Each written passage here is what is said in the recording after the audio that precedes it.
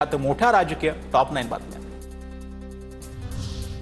हिंदी भाषेवरून ठाकरे बंधूंनी घेतलेल्या भूमिकेनंतर भाजपानं अमराठींच्या बाजूने असल्याचं पाहायला मिळते। भाजपा मुंबई महापालिकेच्या निवडणुकीसाठी भाजपाकडून मोर्चे बांधणी सुरू झाल्याची चर्चा आहे।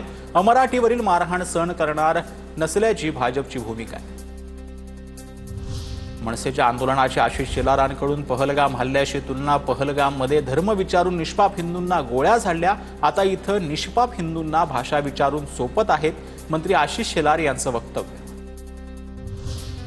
पहलगामचे दहशतवादी तुमचे कुणी होते का, पळून कसे गेले? ठाकरे गटाच्या किशोरी पेडणेकर यांचं आशिष शेलारांना सवाल।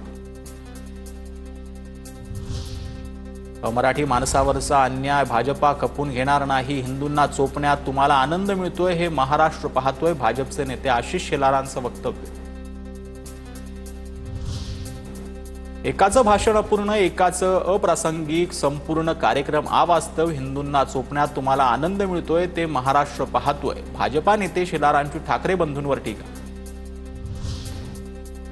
महाराष्ट्र एकत्र येतोय तर मग काही जणांचा जळफळाट होणार, आदित्य ठाकरेंकडून आशिष शेलारांच्या टीकेला प्रत्युत्तर। तर महाराष्ट्र एकत्र आल्यानं महाराष्ट्र दृष्ट्या भाजपच्या पोटात दुखतंय, आदित्य ठाकरेंची भाजपवर टीका। ठाकरेंच्या भाषणाला रुद्रालीची उपमा देत फडणवीसांकडून टीका। तर फडणवीस आणि शिंदेंनी राज्यभर लढण्याचे कार्यक्रम सुरू करावेत, राऊतांचा पलटवार।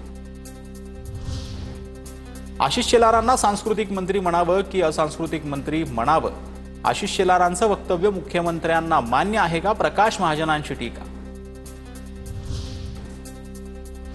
मी अर्ध्या दाढीवरून हात फिरवला आणि ते आडवे झाले, शिंदेंची उद्धव ठाकरेंवर टीका। तर शिंदेंची दाढी नकली, शहा कधीही गापतील, संजय राऊतांचा पलटवार।